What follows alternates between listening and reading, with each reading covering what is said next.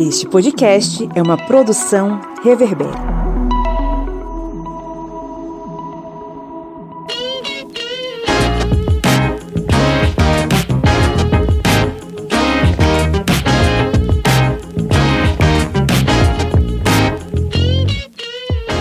Olá, ouvintes! Está entrando no ar mais uma vez o seu podcast sobre as ciências humanas, o podcast do Historiante. Esse programete que sobrevive a cada semana com muita esperança que as coisas vão melhorar a cada dia. Claro que com a missão, né? A gente assumiu essa missão de levar para você o melhor bate-papo e o conhecimento mais bem trabalhado da podosfera. Eu sou o Pablo Magalhães e estou aqui acompanhado dele, o homem que montou um soviete na beira do Rio São Francisco e luta contra o capitalismo em terras são franciscanas com muito calor e muita disposição. Camarada Kleber Roberto. E aí, pessoal, beleza? Aqui tá quente mesmo, igual quase todo o Brasil. Aqui tá daquele jeito, pegando fogo. Daquele jeito, moda praia dentro de casa, né? Pra sustentar, pra sobreviver no calor, né? Ventilador aqui, em todo cômodo tem um. Só lembrando aqui, né? Tava vendo aqui o nome aqui, a gente tava discutindo antes, porque Felipe tá falando que o Pablo dele traduziu. Aí eu lembrei, Pablo, gente, tem 5 letras. Pablo é P de patriota, né? A de Uauá, que é o de Uauá, o B de anti-Bolsonaro, isso. O L de Fluminense, e o ódio honesto. O ódio honesto, isso mesmo. Você agora decifrou o meu nome. Meu pai, quando colocou meu nome Pablo, ele pensou justamente nesses nomes aí, nessas palavras aí. Pois é, muito bom. E estamos aqui também com ele, o homem que está traduzindo meu nome para português. Pero eu sou Pablo Escobar Gaviria. Senhor Felipe Monsanto. Pablo, qual é a música? Bom dia, boa tarde, boa noite. Que bom falar aos ouvidinhos de vocês novamente. Eu também ia falar do calor, mas assim, comparar Minas Gerais com a cidade do Kleber, onde o Kleber tá, é meio complexo. Tá aqui, tá quente pra caramba, mas eu acho que tá desproporcional aí um pouquinho. Eu quero ver você sobreviver em Teresina, que é o lugar mais quente do universo, meu amigo. Ali... Não sobrevivo. Eu tô até checando aqui agora. Eu tô checando até aqui agora, ó. A gente tá gravando isso às 20 horas e 47 minutos. Estamos com 24 graus. E eu tô suando igual uma bica aqui. Imagina o quanto que não tá por aí. Rapaz, aqui tá 24 graus também. Aqui tá 24, aqui em Maceió. 24 aqui graus. Tá 30, 29. Nossa senhora. As diferenças regionais é o seguinte.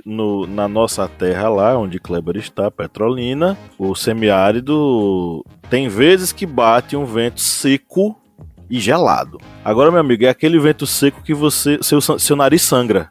De tão seco que ele é. Mas gelado que só peste. Nessa época não vai fazer não, porque estamos chegando na época dos calorões aí. Agora aqui em Maceió, bicho, a gente fica preguento o dia inteiro por conta da umidade. Então assim, Felipe, estamos nós dois a 24 graus, só que eu tenho certeza que aqui em Maceió eu tô com suor preguento. Você não. Você tá com suor mais líquido. Tá seco aqui. Esse meu nariz fungando é exatamente isso, o tempo seco que tá aqui no sul. Bom, hoje é dia de a gente falar mais uma vez sobre geopolítica na Latinoamérica.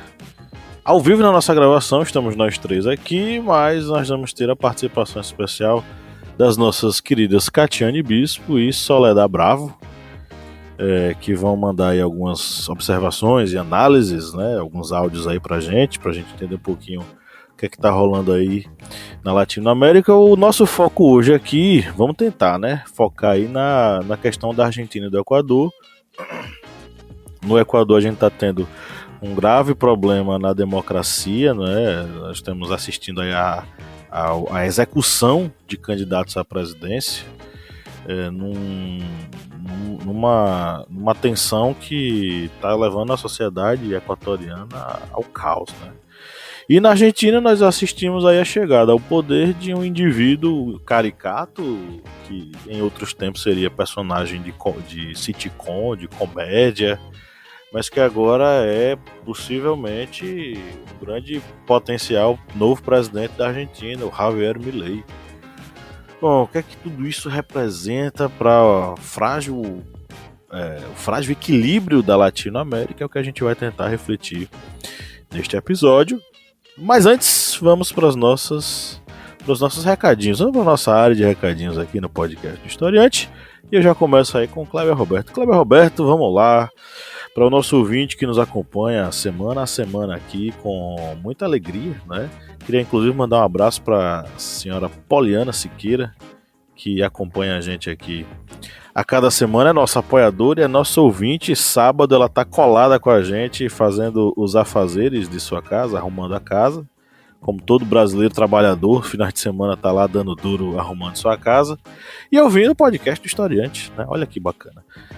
A Poliana e todos os outros ouvintes podem ajudar a amplificar a voz do Historiante, não é isso? Eu mesmo, nos finais de semana, quando tô ouvindo o podcast, eu tô lavando roupa, arrumando a casa. É uma das duas coisas. E tô ali ouvindo podcasts. E uma coisa que é interessante vocês fazerem, que vai ajudar muito o historiante, é dar 5 estrelas. Ou dar uma nota máxima no seu app de podcasts. 5 estrelas, por exemplo, a pontuação que você pode dar ali no Spotify.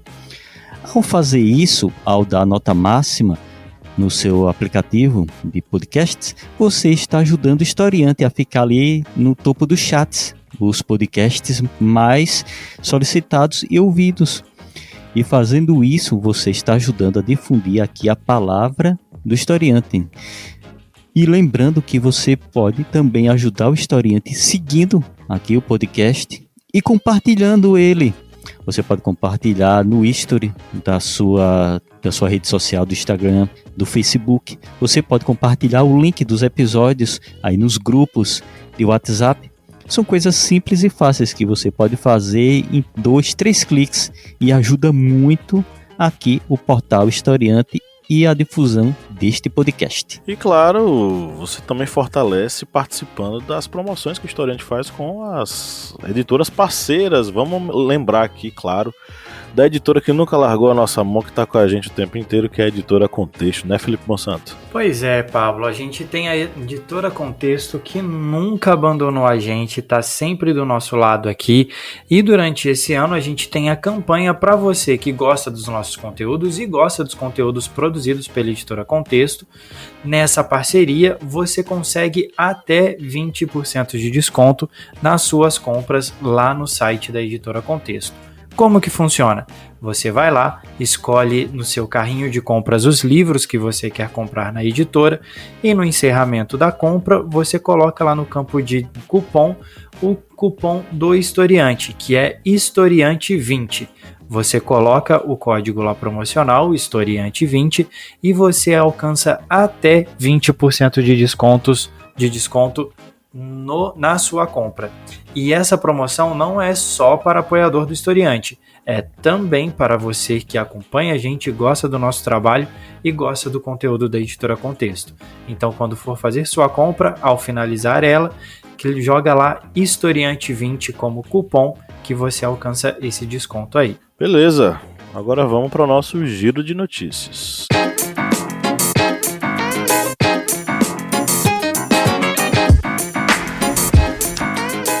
Carta Capital. Governo da Argentina ajusta discurso e liga Milei a saques em supermercados. O governo de Alberto Fernandes adota uma postura cautelosa, mas aos poucos passou a atribuir ao ultradireitista Javier Milei, candidato à presidência na Argentina, responsabilidade por episódios de saques a supermercados e lojas nos últimos dias. O primeiro turno da eleição está marcado para 22 de outubro. UOL.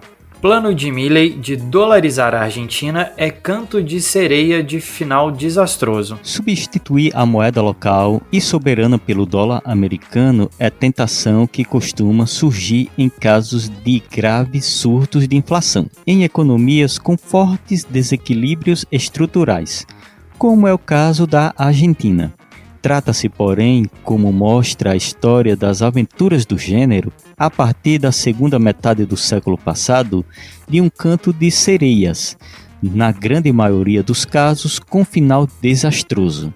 A Argentina seria um caso de reincidência na aventura. UOL, venda de órgãos e tarô. Quem é Javier Milei mais votado na Argentina? Novato na política, o economista de extrema-direita Javier Gerardo Milei, 52 anos, do partido Liberdade Avança, venceu as eleições primárias realizadas ontem na Argentina com o discurso de que os políticos devem, entre aspas, chutados na bunda, fecha aspas. As primárias são uma votação obrigatória para definir os candidatos que concorrerão às eleições presidenciais marcadas para 22 de outubro. Correio Brasiliense. Equador terá duelo entre extremos no segundo turno das eleições. Luísa Gonzalez, candidata da esquerda, afilhada política do ex-presidente Rafael Correa e representante do Movimento Revolução Cidadã, e o empresário de direita Daniel Noboa, anticorreísta, tem até 15 de outubro para traçar estratégias, costurar alianças e travar um duelo de opostos. Noboa chega ao segundo turno como surpresa da eleição. Seu nome não constava entre os favoritos. É com você, Pablo. Beleza, vamos para o nosso editorial.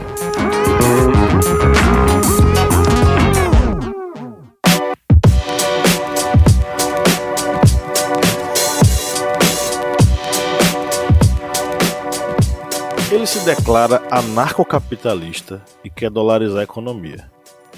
Formado pela Universidade de Belgrano, tem 2 mestrados na área, já foi consultor, já trabalhou para bancos e para grupos políticos econômicos, né? Esse cidadão quer abandonar o peso argentino e ainda diz que vai dinamitar o Banco Central, defendendo a privatização do sistema de saúde, do sistema de educação e a redução da máquina pública. O nome desse indivíduo é Javier Milei, o candidato anarcocapitalista da extrema-direita, que está chegando ao poder como outsider, e eu acho que você já conhece essa história. Sim, parece muito com a história que a gente viveu aqui no Brasil, com o ex-presidente que hoje tem uma banquinha de tráfico de joias. Mas o que é que levou Javier Milei a se tornar um dos principais candidatos à presidência na Argentina? São diversos fatores, e eles estão muito ligados à ascensão da extrema-direita, mas não daquela extrema-direita antiga e tal. Uma extrema-direita nova, com novas estratégias para chegar ao poder, com uma nova pegada, mas claro, com a mesma mente de sempre. O que a extrema-direita quer e o que é que a ascensão dessa extrema-direita pode causar na América Latina é a questão que a gente precisa levar em conta aqui, né? Principalmente porque ela levanta uma série de preocupações relacionadas aos desafios que isso pode impor à estabilidade política, social e econômica do nosso continente. É uma ideologia política que vai combinar diversos elementos ali conservadores, nacionalistas, ligados a esse ultraliberalismo econômico que o Milei defende e que no final das contas vai conduzir o país a uma coisa que a gente viu aqui no Brasil, que é fome e miséria, né? Essas políticas ultraliberais, elas favorecem os setores mais ricos da sociedade e reduzem a proteção social por pregar a quase inexistência ou a abolição da intervenção estatal nas questões do país, né? E essa ênfase na redução do tamanho do Estado, que o Milei coloca e que já tivemos aqui em nosso país, vai conduzir a Argentina, né, ao enfraquecimento do Estado como um todo, mas necessariamente ao desmonte dos serviços públicos que são essenciais: saúde, educação, seguridade social. O próprio Milei, ele já falou que ele odeia essa questão da justiça social e ele quer acabar com isso. Então, estamos aí diante de um indivíduo que não só levanta essas bandeiras, como promete acabar com tudo aquilo que possa significar seguridade social para a população argentina. Então, assim, O Milei já apareceu em vídeos onde ele demonstra necessariamente repúdio aos direitos humanos, à questão da igualdade de gênero, aos direitos da comunidade LGBTQIAP+, e aos direitos das minorias étnicas, né? Que a gente não chama mais de minorias, né? A gente pode colocar como grupos minorizados, não minoritários, porque eles são majoritários se a gente for parar para pensar, né? Então, assim, o Milei ele vai propor, né, a adoção cega do ultraliberalismo como forma de recuperar a Argentina, acabando com a economia voltada para a circulação do peso, introduzindo a ideia de dolarização com a esperança ou a quase certeza de que a economia vai melhorar e muito com esse processo, né? O Milei ele não difere muito de outras lideranças da extrema direita. Essas outras lideranças elas têm traços autoritários e de desrespeito pelas instituições democráticas. Vide o nosso próprio projeto de ultraliberal, conservador, etc. e tal, o Bolsonaro. Isso mina a separação dos poderes, isso mina o respeito ao Estado e ao direito, como a gente pode dizer assim, em relação à participação cidadã, ao exercício da cidadania. A gente desacredita os caminhos que o direito pode oferecer. Isso, obviamente, que enfraquece a democracia como um todo. Isso aconteceu no Brasil e parece-me que pode acontecer também na Argentina. Outro lugar que está muito ameaçado é o Equador, né? A gente está assistindo aí uma democracia em frangalhos diante de uma série de atentados que estão levando a vida de diversos políticos, inclusive políticos de esquerda e centro-esquerda. Então, é um perigo à democracia, é um risco à democracia e principalmente é um risco à própria integridade física da população, né? E aí, meus amigos, o que é que vocês acham desse caldeirão todinho que a América Latina se tornou nesses últimos dias, hein?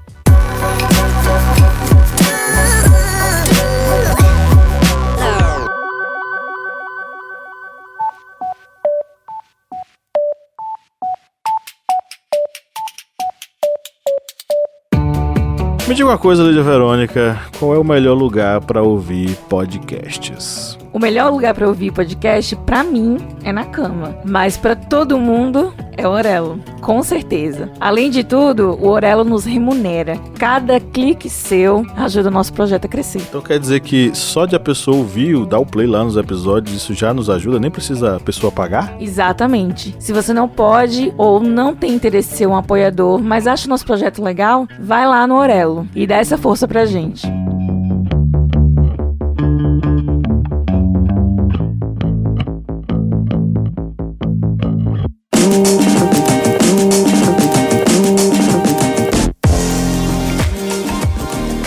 Um caldeirão que realmente está fervendo e vai, digamos, só aumentar essas tensões, porque nós vemos que realmente são embates, tanto no Equador como na Argentina, embates de extremos.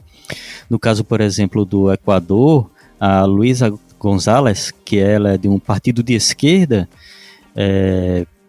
ela vai disputar no segundo turno contra o Noboa, o Daniel Noboa, que é filho de um magnata, que é o Álvaro Noboa, lá do Equador, um magnata que a fortuna dele, se não me engano, ultrapassa 5 bilhões de reais. E Luisa González, que é do movimento Revolução Cidadã, que é um movimento de esquerda, vai ter esse embate. Já na Argentina, a gente vê o Milei, que não dá nem para dizer que é, digamos assim, algo extremo, é de extrema direita ele. A forma de pensar dele é algo assim que a gente já viu aqui no Brasil e não deu certo. No Brasil a gente sentiu na pele o que é ter um político similar ao que Milei é. Ou seja, alguém que tem ideias assim, digamos, estapafúrdias, ideias de recuperação econômica milaborantes, e aí junto com o posto Ipiranga do Bolsonaro, que era o Paulo Guedes. E a gente viu no que deu. aumento de preços descontrolado de alimentos, de combustíveis, desvalorização do salário mínimo, ou seja, vários problemas econômicos. E nessa disputa desses extremos que vão ocorrer tanto no Equador como na Argentina, isso aí só vai se tornar num caldeirão, porque a gente viu aqui, exatamente lendo o giro de notícia, as duas eleições serão em outubro e uma semana depois da outra. Ou seja, vamos ver aí até outubro o desenrolar de muita coisa, como está ocorrendo, por exemplo, na própria Argentina, com relação a essa questão dos saques, que remete a período muito ruim da Argentina, que foi lá em 2001, quando foi um período que teve uma grave crise econômica e também houveram ondas de saques. E isso daí realmente é algo que é necessário que as autoridades argentinas venham a fazer uma investigação séria, porque a gente sabe muito bem que a extrema-direita ela gosta de ter umas atitudes assim bem voltados ali para aquele negócio de revoluções coloridas, essas situações de fazer levantes populares com uma ideia de que a população vai tomar um poder democraticamente. E, na verdade, sempre o que ocorre é a tomada de poder por pessoas de ideais totalmente extremados, e principalmente extremados que têm um vínculo com o próprio Estados Unidos. Mas isso aí é algo que a gente vai sentir bastante, aqui no Brasil principalmente, porque a gente sabe da importância da Argentina para a própria economia do Brasil dentro aí do próprio Mercosul. E até essa questão ainda do Mercosul, a Argentina ela é o segundo país mais importante do bloco, né? Então, assim, e a união entre a Argentina e o Brasil para a liderança desse processo do Mercosul e o fortalecimento dele se torna cada vez mais distante com o governo, com o suposto governo, né, do Milei, que se declara totalmente contra o governo do presidente Lula, né? Então, ele declara o apoio dele a Bolsonaro e ele declara o contra-apoio, né? A ausência de apoio ao governo do Lula e, consequentemente, ao Mercosul. E quando ele já até ameaçou, caso eleito, sair do bloco, né? A gente sabe dos efeitos que isso pode causar, não só para o Brasil, mas também para todo o bloco em si, desestabilizando até a economia do bloco. E tem até uma outra coisa também, que conversando até com a Soledad um tempo atrás, a respeito disso, a gente pode lembrar, e eu acho que ela já falou isso aqui em algum episódio passado, a Argentina ela está numa situação de que ela está passando por crise atrás de crise, desde lá do começo dos anos 2000 até agora. Então, assim, todo mundo está muito cansado, todos os governos que têm entrado têm sofrido muito para tentar a estabilização do país e a retomada da economia, mas está muito difícil, cada vez mais difícil, e um discurso como o dele, de uma ascensão muito rápida, em um momento extremamente importante, né, que é esse momento da eleição, com esse discurso, se torna algo muito potente, né? E assim, a gente sabe que ele é o cenário bolsonarista, só que na Argentina dessa forma agora, né? A gente vê muito esse crescimento dele e o perigo que isso pode causar, né? A gente já falou aqui a respeito da dolarização da economia, do efeito que isso causou no Brasil, do efeito que isso pode causar lá também, do que pode levar a quebra ainda maior, né, do desgaste ainda maior da economia no país. Então é um risco muito grande que o país passa, né? A Argentina está numa situação extrema de decisão assim agora para essa eleição nesse momento. E o discurso dele é extremamente perigoso nesse momento e a Argentina corre um risco muito grande. E a gente até lembra, né, que a Argentina ela foi convidada nessa última reunião do BRICS que teve agora essa última semana agora de agosto. O BRICS convidou a Argentina, Arábia Saudita, Etiópia, Irã, Egito e Emirados Árabes. Aí imagina a Argentina, né, pega e elege um político que tem uma ideia isolacionista do país, isolar desses blocos. Aí isola a Argentina do Mercosul e isola a Argentina de um outro bloco que é ainda muito mais, digamos, abrangente economicamente, porque lembrando que dentro do BRICS tem a China e tem essa ideia de defesa do sul global, dessas nações que, digamos, vão lutar contra essa ideia de dominação que foi imposta durante anos com relação a essas nações. Pois E é. isso seria extremamente... Desculpa, Pablo. Fale. E a entrada da Argentina no bloco, né, do BRICS seria de extrema importância para o fortalecimento e para a retomada do crescimento econômico do país, né? Então, assim, seria um desligamento e contra o que o Milei pensa a respeito da economia, seria um fortalecimento muito maior e que poderia trazer muito mais investimento, muito mais recurso e auxiliar ainda mais no processo de retomada, né, de estabilização da economia da economia argentina para a retomada do crescimento e poder desenvolver. Alô, queridos ouvintes do Historiante, aqui é a Catiane Bispo. Bom, a primeira pergunta, a ascensão do Javier na Argentina representa um fôlego? Sim, representa um fôlego e, na verdade, seria presunção da minha parte pensar que perdeu o fôlego em algum momento, né? Se a gente pensa que essa ofensiva, né, que o presidente Lula recém-possado, já no seu terceiro mandato, vem enfrentando, principalmente nas duas casas, né, no Senado e na Câmara, representa uma força, inclusive da extrema-direita, que aqui no Brasil a gente pensou que fosse só um fantasma. Não só no Brasil, né? Então, o vídeo que está acontecendo também na Argentina, Equador também. Equador tem uma forte presença também da direita. Venezuela, né, que pouco se fala também. Então, eu acredito que... Vídeo que aconteceu também na Bolívia, né? Então, eu acredito que, na verdade, a direita ou a extrema-direita nunca perdeu a força, né? O que eles tentam, na verdade, é se infiltrar em alguns espaços e voltar à narrativa de conservadorismo, né? De tradição, de valores da família, da pátria, de Deus, né? Que tem uma vertente cristã muito forte. Então, na verdade, eu acredito que a direita ou a extrema-direita, ela nunca deixou, né, de ter fôlego. Ela pode se apagar às vezes, se articular e voltar. Então, agora a segunda pergunta sobre o que está acontecendo no Equador, eu acredito que independente de quem foi eleito de fato, no Equador vai existir essa divisão, né, e o país já é dividido, inclusive.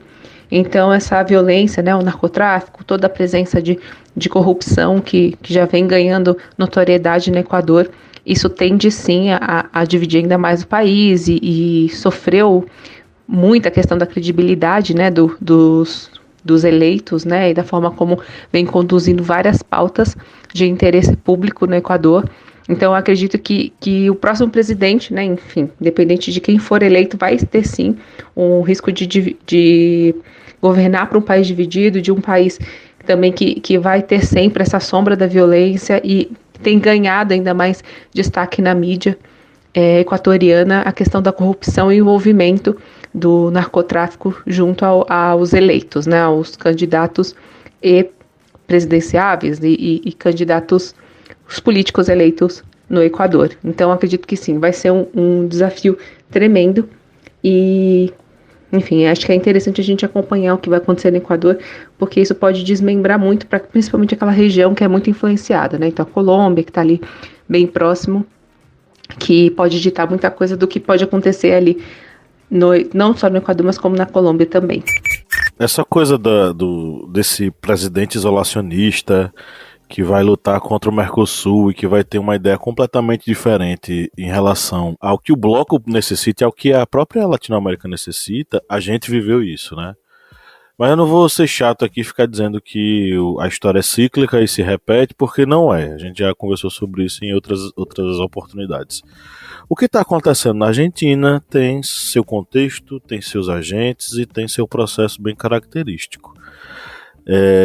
Foi publicado lá no Le Monde um artigo bem interessante do Fernando Russo, intitulado Milei, a Coisa e as Causas. que ele aborda um pouquinho sobre quais elementos explicam que um Javier Milei da vida ele apareça aí nas eleições primárias da Argentina como o grande vencedor, né? Para o Fernando Rosso, isso pode ser explicado através de alguns elementos. Elementos esses que a gente pode até elencar, né? A primeira coisa disso que pode explicar essa questão é, primeiro, o fracasso do Macri enquanto representante do neoliberalismo. E segundo, o fracasso do próprio governo argentino que está agora, que é de inspiração peronista e que trabalha a ideia de progressismo. O fracasso do neoliberalismo de Macri, que foi presidente por certo tempo, uma espécie aí de Michel Temer argentino, e o fracasso do peronismo enquanto proposta de governo que vai dar aos argentinos tranquilidade, vai abrir espaço para que Javier Milei, com toda a sua retórica anarcocapitalista, maluca, enfim, ele consiga conquistar essas pessoas. Aí vem outro elemento que eu achei bastante interessante, né? A gente fala muito aqui no Historiante sobre consciência de classe, né? De que os trabalhadores precisam ter consciência de classe, de como a direita bolsonarista ela sequestrou parte da classe trabalhadora com um discurso facinho, com um discurso baseado aí no ressentimento, baseado na raiva, né? Apontando os inimigos que deveriam ser destruídos.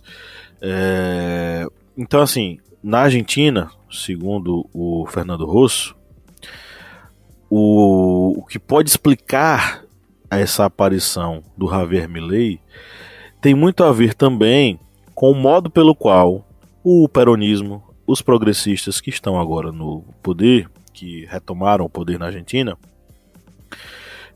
o modo pelo qual eles preferiram adotar um discurso de não enfrentamento, preferiram conduzir os trabalhadores e os próprios sindicatos a uma relação muito cordial entre eles e o próprio governo, e isso fez com que muitos setores das classes trabalhadoras eles simplesmente ficassem calados.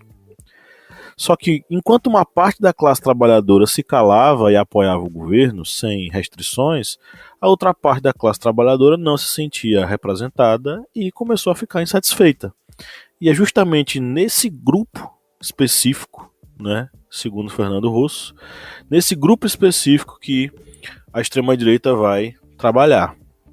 Então, essas raízes sociais, né, que vão ser abaladas, elas vão ser totalmente sequestradas, vamos dizer assim, pelo Milei, e por esse tal desse libertarianismo que ele propõe, né, que ele tenta colocar como a nova pauta para a Argentina, que vai salvar a Argentina do caos, etc. e tal. Então, esse discurso neoliberal, libertariano e tal, surgiu como algo novo, algo que reconfortaria uma classe social vítima da uberização, vítima da precarização das condições de vida, que entrega a própria sorte e que não tinha perspectiva alguma. Então a ultradireita ela encontra nesse contexto de crise a sua vantagem para crescer. E é isso que vai poder explicar o porquê do Javier Milei estar chegando ao poder. Então, assim, são diversos fatores, mas que, na minha opinião, se afunilam numa coisa. A distância que os progressistas e os candidatos de esquerda, os candidatos trabalhistas, eles acabaram tendo da própria classe trabalhadora no chão da fábrica, ao ponto dos trabalhadores eles se identificarem com figuras como Javier Milei, que de trabalhador e de defensor dos trabalhadores não tem absolutamente nada. Ele está esfregando na cara de todo mundo que ele quer acabar com o Ministério da Educação, o Ministério da Saúde, e as pessoas estão lá, muito bem, é isso mesmo que tem que fazer, porque elas se cegaram, ou a distância dos progressistas acabou levando elas a uma cegueira completa da sua condição social. Isso é uma coisa. A outra coisa que a gente tem que falar é sobre o que está acontecendo no Equador. Porque assim, o que está acontecendo no Equador é a falência completa e total das instituições democráticas. Desde o golpe que o Guillermo Lasso deu, que a gente chama de morte cruzada, inclusive já fizemos episódio aqui com um convidado especial sobre isso. Meus amigos, se puderem lembrar aí quem foi o convidado e qual foi o número do episódio, já é pra gente colocar na edição, fica ainda melhor, né? O Guillermo Lasso vai fechar o Congresso, vai dar um golpe, a chamada morte cruzada, né? Que foi a medida que permitiu que o presidente governasse por mais 6 meses, por decreto, até a convocação de uma nova eleição. Ele fez isso para fugir de um processo de impeachment que ia sofrer. Ele foi acusado de peculato, né, na relação com a gestão da estatal de navegação Flota Petroleira Equatoriana, a Flopec. Então, por mais que o presidente, né, que é um ex-banqueiro, o Guillermo Lasso, tivesse uma alta rejeição e 80% praticamente da população reprovava seu governo, né? Isso impediu que ele fosse julgado, isso impediu que ele fosse cassado. Então assim, a morte cruzada aconteceu, ele se manteve no poder e, de acordo com o que prevê a Constituição, as eleições elas foram antecipadas, o mandato dele até 2025, mas ele antecipou isso e as eleições vão acontecer agora, estão acontecendo agora em 2023, indo para o segundo turno, né? Então assim, o que vai acontecer nisso tudo vai ser essa bagunça que vai acontecer de posição e oposição diante do impeachment do Guillermo Lasso e o aumento das tensões com participação expressa das Forças Armadas. As Forças Armadas elas vão aparecer e vão começar a se organizar politicamente e vão começar a tomar espaço no cenário político nacional. Quando o militar entra no cenário político nacional, meu amigo, não dá certo e também não deu certo no Equador. Então esse caldeirão todinho de coisas vem acontecendo lá e vem conduzindo os equatorianos a um clima de caos político, porque agora não há o respeito democrático pela liturgia do cargo. Agora há pessoas querendo matar em prol dos seus ideais políticos ou amando mesmo de alguém que está a fim de que o seu inimigo ele seja assassinado, né? E aí, meus amigos, como é que vocês analisam essas duas situações, Argentina e Equador?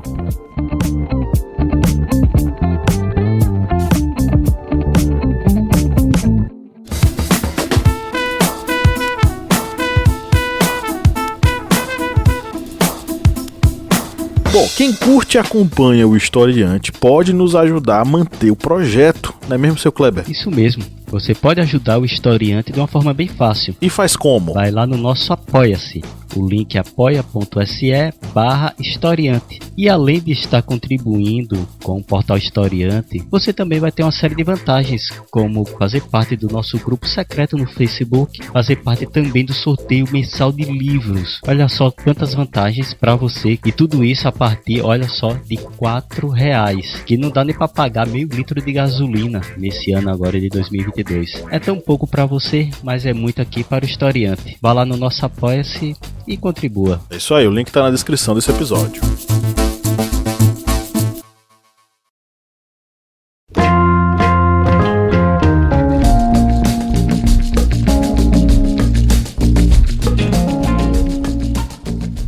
Olá, ouvintes do Historiante. Como vocês estão? Eu sou Soledad Bravo, sou da Argentina e vou compartilhar algumas informações com vocês. As eleições que aconteceram na Argentina no último tempo foram as PASO. Essas eleições são prévias, ou seja, acontecem antes das eleições gerais que vão acontecer no mês de outubro.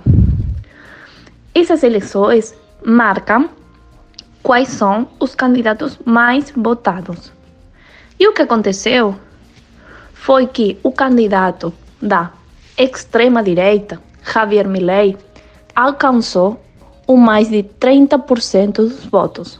Isso fez que muitas pessoas, jornalistas, pessoas da sociedade em geral, cientistas e tal, fiquem surpresos e ao mesmo tempo um pouco confusos com os dados, né? E por quê? Porque o que acontece com Javier Milei é que ele não tem aparato para sustentar as eleições.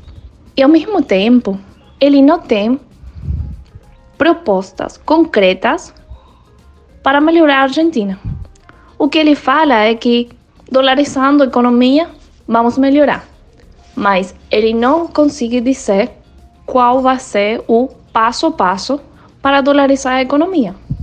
Ele não fala dos exemplos que já temos na Latinoamérica sobre países que dolarizaram sua moeda e que agora não estão na melhor situação econômica, como por exemplo Equador e El Salvador. E por outro lado, a receptividade da população quanto ao discurso de Milei, um discurso de ódio, de racismo, de falar a favor da ditadura, foi bem recebido. Isso não é uma coisa que eu sinta orgulho de falar, não. É uma coisa que, para mim, é muito triste, porque reflete que mais da metade da população argentina quer um presidente com as qualidades que hoje tem Milei. Qualidade entre aspas, né? Eu sempre falo que para compreender como é que uma pessoa como Milei chega tanto às pessoas como a obter essa quantidade de votos, é porque, na verdade, ele foi muito inteligente. Ele conseguiu absorver essa massa de pessoas que nem o kirchnerismo, nem o partido do PRO conseguiu absorver. Tem uma parte da população que está muito desconforme com os governos anteriores. Aí ele, o que fez? Conseguiu ler as necessidades e as diferentes incomodidades que tinha a sociedade e ele cria um discurso em base a isso. E eu falo novamente, um discurso de ódio. E por último, se pensamos no contexto e no regionalismo, a eleição de Milei na Argentina colocaria em risco a integração do Mercosul, sem dúvida nenhuma, e também colocaria em risco as diferentes interações da Argentina com as demais nações, tanto do Latinoamérica como de outra parte do mundo. Disso eu posso assegurar que é um fato.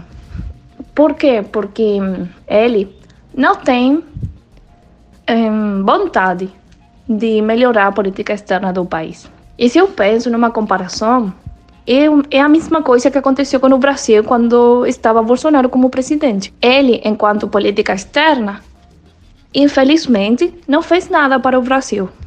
E se pensamos na mudança, quando Lula ganhou as eleições, eu não lembro se foram na primeira semana ou se foram só os primeiros 3 dias que Lula já tinha feito mais de 15 reuniões com funcionários dos diferentes estados e até de presidentes para melhorar a política externa do Brasil. Eu, particularmente, prefiro esse tipo de política, esse tipo de compromisso de um presidente, melhorar a política externa do país. E para isso, tem que fazer reuniões, tem que planejar, tem que ter um mapa, né? Uma rota para conseguir fazer as mudanças necessárias para melhorar a vida do país inteiro. E não só de uma casta, que justamente Milei o que faz é falar que ele não é da casta política, mas todo mundo sabe que é. E ele é da casta porque ele já trabalha no Estado há mais de 30 anos. Isso é parte do discurso que ele mesmo fala, mas que do jeito que ele fala, não muitas pessoas conseguem ver. Por último, eu queria agradecer o convite de vocês de participar do Historiante. Eu adoro participar. Eu gosto muito dos diferentes assuntos que vocês colocam, né? Para conversar, debater e conhecer mais do que está acontecendo nos diferentes países de Latinoamérica. E para finalizar, eu só quero manifestar meu desejo de que a única forma de melhorar é estar unidos. E uma Latinoamérica unida, uma mesma forma de governar, para mim é o caminho certo. E é por isso que eu espero que os cidadãos da Argentina pensem bem se querem um governante que a única coisa que faz é transmitir ódio. E eu acho que não é possível construir um país melhor tendo presente esse tipo de discurso. Essa questão realmente é complicada, tanto das duas nações. Pegando exatamente esse ponto dessa ascensão da extrema-direita, por exemplo, na Argentina, que acaba puxando várias pessoas, um grande eleitorado, muitos trabalhadores mesmo, pessoas que, digamos, não têm a condição de acesso a bens pagos e, mesmo assim, batem palma para alguém que vai tirar esses bens que são públicos, como, por exemplo, questões ligadas à saúde.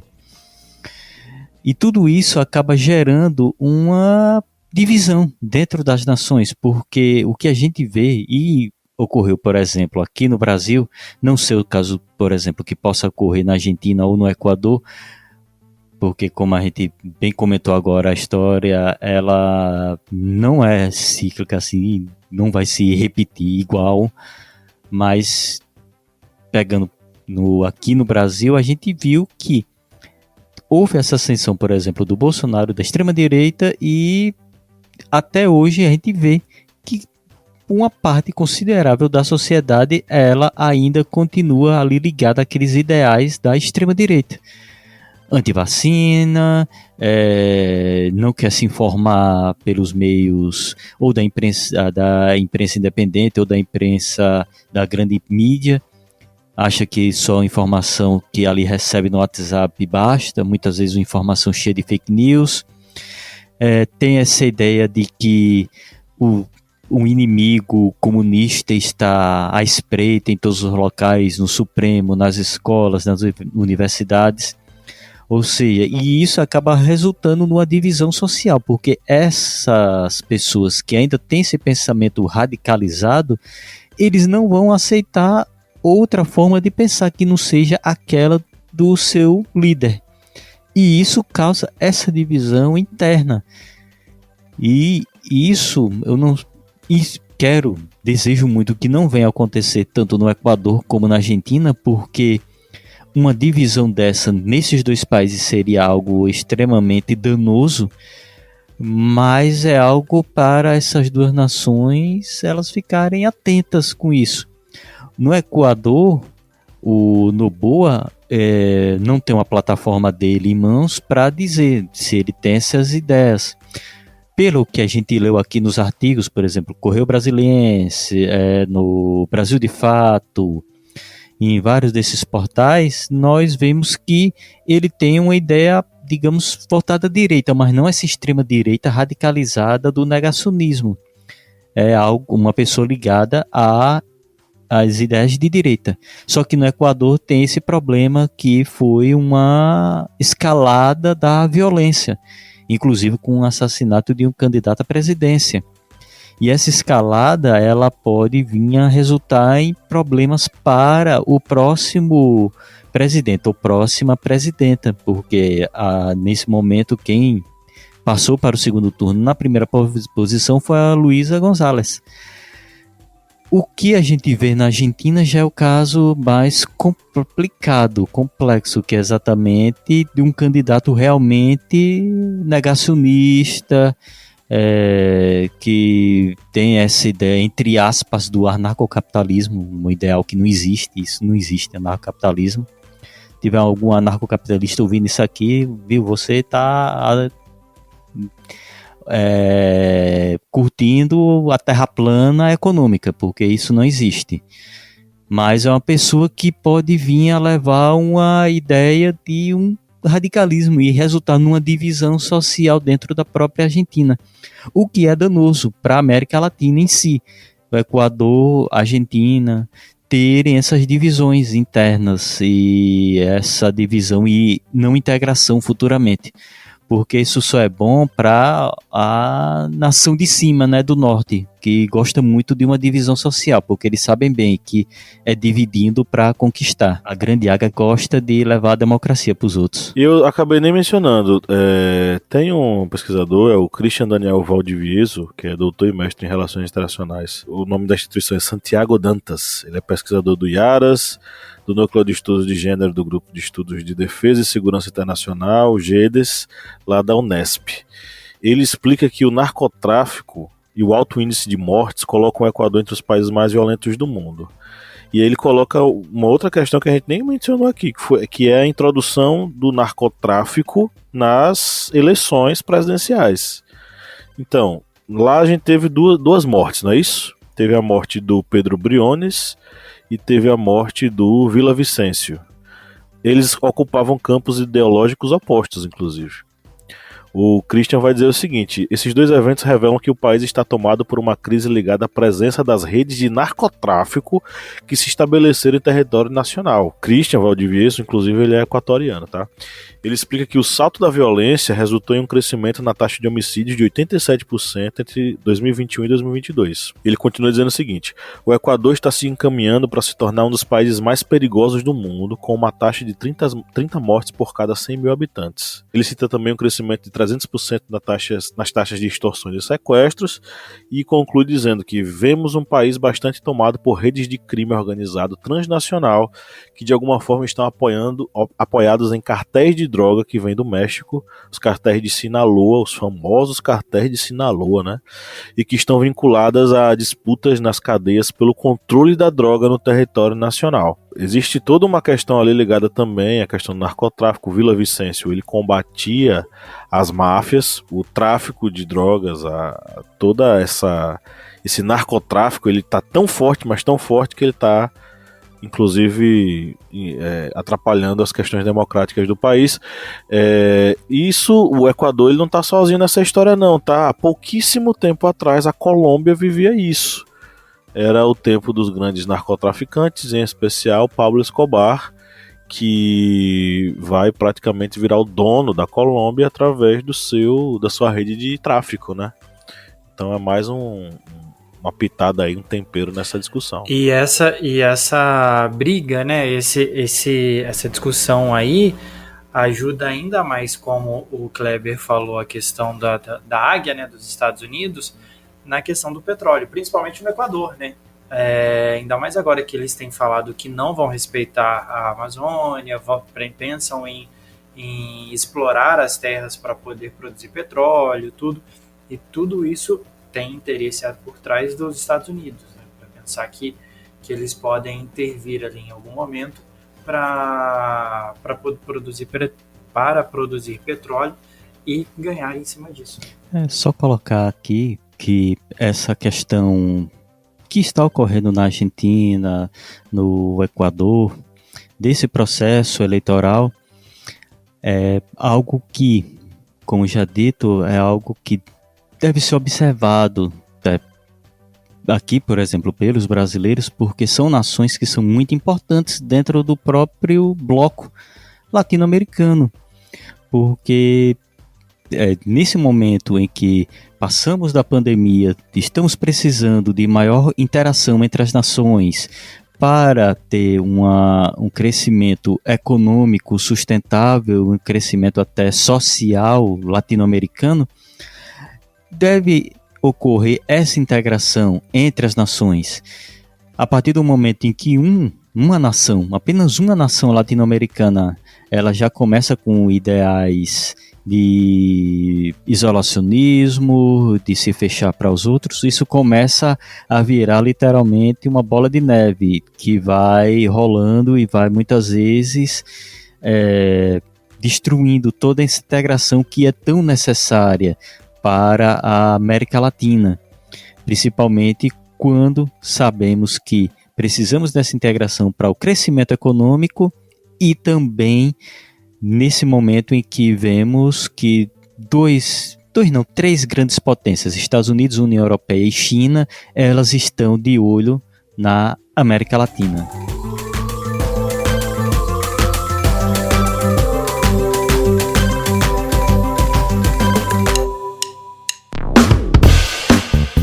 você que é nosso ouvinte, que acompanha esse podcast a cada semana e adora ouvir os nossos papos, que tal a gente fortalecer os nossos laços de amizade? É simples demais e nem precisa pausar o episódio, né, Felipe? Exatamente, Paulo. Se você está ouvindo a gente agora, seja no Spotify ou seja na Apple Podcast, pra gente ficar mais íntimo, pra gente falar cada vez mais ao seu ouvidinho, você faz o seguinte agora.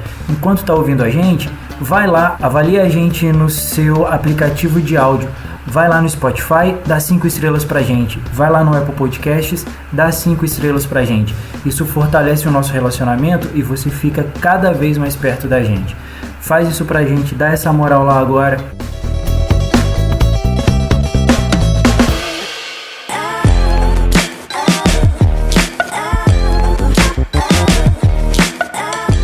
Bom, chegamos agora na área das nossas indicações, esse momento gostoso dessa curadoria que a gente faz para você, nosso ouvinte. E claro, é um oferecimento, é uma indicação, é uma sugestão, na verdade é um oferecimento aos nossos queridos e queridas apoiadores e apoiadoras que mantêm essa bodega aberta, né, Cleber Roberto? Isso mesmo. Essa parte aqui de indicações é um oferecimento para os apoiadores do Historiante, pessoas que acreditam aqui no nosso trabalho e que fazem a sua contribuição, muitas vezes uma contribuição singela, mas que é muito importante aqui para o Historiante. Pessoas como Aldemir Anderson, que é apoiador novo, que apoiou através do apoia.se/historiante, e também da Maria Milena Farias Martins e de Helena de Freitas Rocha e Silva. Para vocês e para todos os outros, muito obrigado. Agradecemos muito o apoio de vocês para a manutenção aqui do Historiante.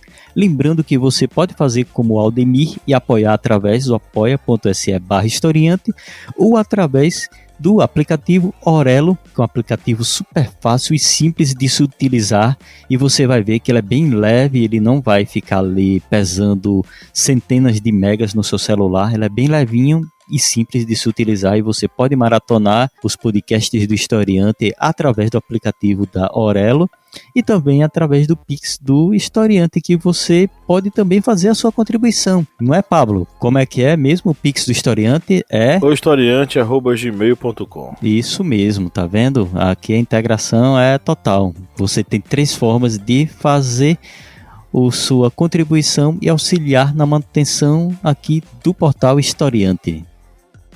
Beleza, vamos para as indicações agora.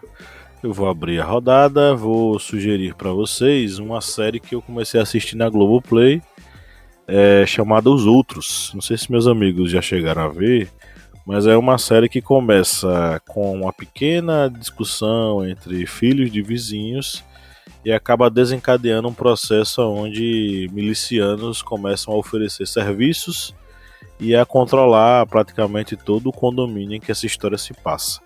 É uma história de ódio, fúria e me lembra muito Relatos Selvagens. Aquele filme argentino tão marcante, tão interessante, tão cômico e trágico ao mesmo tempo, né?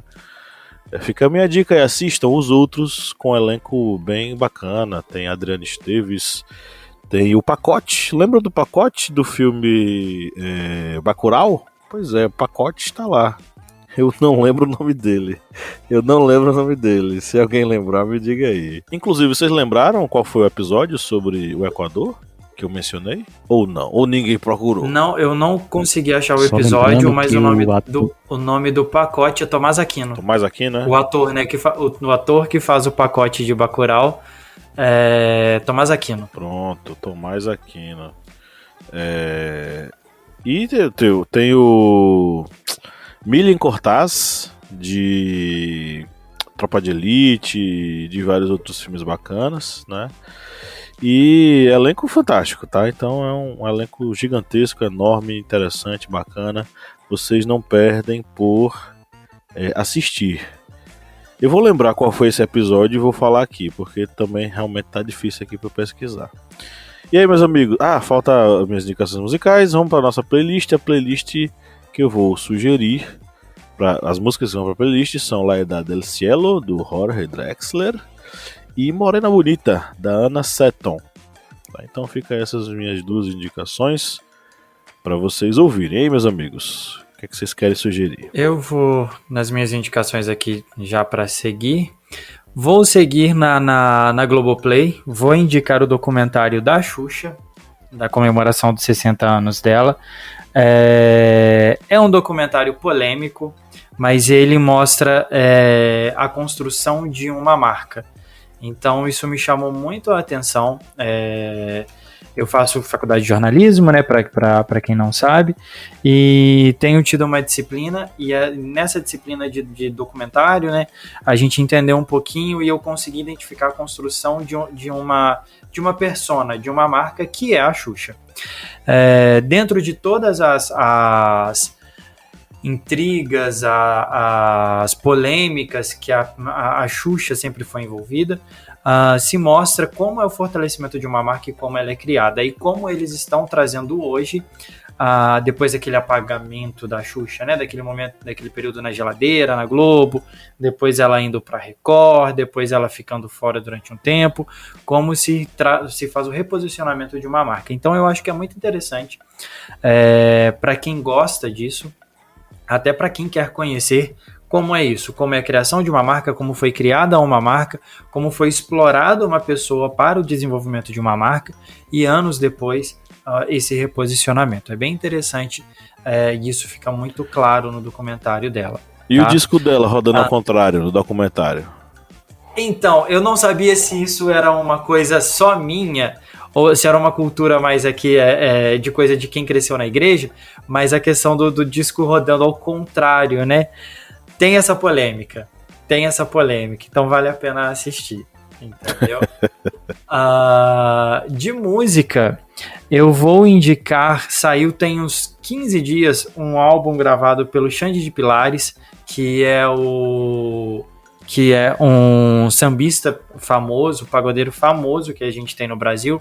Ele regravou algumas canções de Caetano Veloso, e ficou muito legal. E uma das versões mais legais que eu gostei, assim, uma das minhas preferidas, e eu tenho ouvido esse álbum repetidas vezes, é Tigresa. Eu gosto muito da música pelo Caetano Veloso, e na voz do Xande também tá sensacional. Ficam aí as minhas dicas pro final de semana. Pensei que Felipe ia indicar disco show da Xuxa ao contrário. Xuxa só para baixinho. O X para baixinho, ao contrário. Que tem uma música que fala: marquei um X no seu coração. Aí os evangélicos da época diziam que o XXX era 666 ao contrário. Era o número da besta. Caramba, foi longe aí, viu? Não, mas não era essa coisa? Não tinha essa filho. coisa de girar o disco pro contrário e ela Era. dizia que adorava o capeta e tal. É uma Sim, coisa você assim, ouvia- Diga. ao contrário, você ouvia Alô Diabo, Alô Diabo. Alô Diabo, isso. Era uma parada Era o coisa assim, diabo também, no rótulo da Coca-Cola. uma sacanagem sem fim, sabe? Uma coisa assim que só prejudicou a pobre da Xuxa, que tinha nada a ver com isso. O símbolo do Eu Te Amo que ela faz em Libras, os caras diziam que era um símbolo satânico, pô. Aquilo ali era apenas Eu Te Amo em Libras, pô. Aham. Sabe? Então, Mas eu outra acho coisa que ela fez foi gostar, viu, dessa coisa do disco ao contrário, porque eu acho que o tanto de disco que ela vendeu pro pessoal girar ao contrário. Nossa, demais. Ó, essa coisa da Xuxa falando Eu Te Amo em Libra só me lembra a história da Ragatanga. Vocês conhecem, né, a história da Ragatanga? Da música? Conheço. Do Conheço, que conheço. o Diego ele tava indo porque ele Olha tava lá quem vai virar na possuído. esquina, vem Diego. Você sabe a história verdadeira, né, O- dessa música? O possuído pelo espírito ragatanga, né? Mas tu sabe a história verdadeira disso? Eu já ouvi a história, eu não lembro, mas eu já ouvi essa história que me contaram uma vez, mas eu não lembro ela agora. O Diego, ele queria dançar a música dele, só que ele não lembrava da música. Aí ele cantou de um jeito como, por exemplo, quando a gente não sabe a música em outra língua, a gente não canta todo mal amanhado? Tipo, Enrola, né? O Diego só tava cantando uma música que existe. Aquela coisa do acererê, raderê, derrebetuberê, berecebe. Aquela era uma música em inglês, pô, que ele tava tentando cantar, mas ele não conseguia cantar, sabe? Inclusive, se você botar a música verdadeira Diego Ragatanga no Google agora, você vai ver um clipe dessa música, a verdadeira, a original. O pobre do Diego só queria curtir um sábado à noite, de boa, dançando a música que ele mais gostava. Mas os evangélicos que tem que encontrar o capeta em tudo quanto é canto, né? Pelo amor de Deus. Não, e isso foi na, tipo, década de 90 e década 2000, dos anos 2000, né? 2000. Não, a Xuxa é década de 90, né? Você sim, rodar sim. o disco ali da Xuxa é década de 90, tudo, aquela Sim. coisa toda. Tem a questão da música da Lua de Cristal, tudo que eu quiser o cara lá de cima vai me dar, que ela não falava a Deus, enfim. Mas na versão crente 2023, né, 2020, 2023, é uma madeira de piroca. Então, assim, eles estão se renovando, né? Então, abaixa a raça crente aí. Bom que a gente se diverte, né? Eu já ouvi também dessa música da Celerê, que ela não é nem da Ruge. Era de uma banda um pouco antes, que é chamada Las Ketchups. É um grupo argentino, banda é um são as meninas grupo de argentinas. mulheres, isso, argentino, que canta em espanhol. E aí, elas que são as criadoras dessa música. Mas também a história é a mesma, de uma pessoa que queria cantar em inglês, mas estava tão chapado na cachaça que saiu daquele jeito. Mas vamos continuando aqui, que senão a gente extrapola o horário da edição e Pablo vai amar, né, editar esse podcast. Minha indicação aqui, vou indicar um HQ, um HQ que eu encontrei essa semana, que é muito boa, que é um HQ de Fábio Sombra e de Maurício de Souza. Sim, Maurício de Souza da Turma da Mônica, que é A Guerra de Troia em Versos de Cordel. E essa HQ, ela traz os personagens da Turma da Mônica já com aquele, digamos, desenho, aquelas ilustrações já voltadas ali para o público adolescente dos personagens da Mônica. E a história da HQ, ela traz os personagens saindo da escola e encontravam um vendedor de cordel. E ele era um repentista e ele tem o desafio de fazer um repente exatamente baseado na Ilíada, na Guerra de Troia. E ele faz. E essa revista, além das excelentes ilustrações, traz ali, digamos, um bom resumo do que foi a Guerra de Troia. E cantada em versos de cordel. E para você aí, professor, educador, que quer começar ali a introduzir alguns conteúdos diferentes para os seus alunos, está aí essa indicação. Lembrando que essa HQ é da editora Melhoramentos. E como música, eu vou indicar duas músicas, uma da banda Sabaton, que é a música Carolus Rex, que é baseado na Grande Guerra do Norte, mais precisamente com o rei Carlos da Suécia. Esse álbum é baseado exatamente nesse conflito e essa música é exatamente baseada na coroação dele, do Carlos X da Suécia. E a outra música, uma música mais clássica, que é The Unforgiven, do Metallica. E para quem quer traduzir ela, vai acabar vendo ali que ela tem, digamos, uma pinceladazinha ali de um pouco de Foucault. E essa questão da controle social das pessoas. Estão aí, então, minhas indicações para você curtir e também debater durante o seu final de semana. Bom, vou dar duas informações aqui. Primeira, o episódio da Latinoamérica aqui do podcast que a gente falou sobre o Equador foi o episódio 207, Política e Golpismo no Equador e no Peru, que a gente recebeu o Pedro Guerra, o @PedritoMartim_. E a música que o Diego quer cantar, olha Felipe, se chama Rapper's Delight, de uma banda chamada... existe a música mesmo? Não, De- eu pensei isso, existe a música. que A banda... tipo, a música eles estavam zoando uma pessoa só que assim, Não, queria cantar e não sabia cantar só, a mas eu não música sabia que existia a existe. música mesmo. A música não Nossa, só existe, como ela tem nome e ela é cantada por uma banda, ela é tocada por uma banda. Vamos mandar aí no grupo do Historiante pra você ver. Olha, manda também no dos Ok. apoiadores, depois pra gente poder compartilhar com eles. Pois é. Rapper's Delight é o nome da música e a banda se chama The Sugar Hill Gang. A música original diz: I said a hip hop, the hip the hip hip hop and you don't stop. Era isso que o Diego tava querendo cantar. Pô, Diego, tava I fácil. say the Diego. hip hop, the hip to the hip hop and you don't stop. Enfim, vejam aí, tá?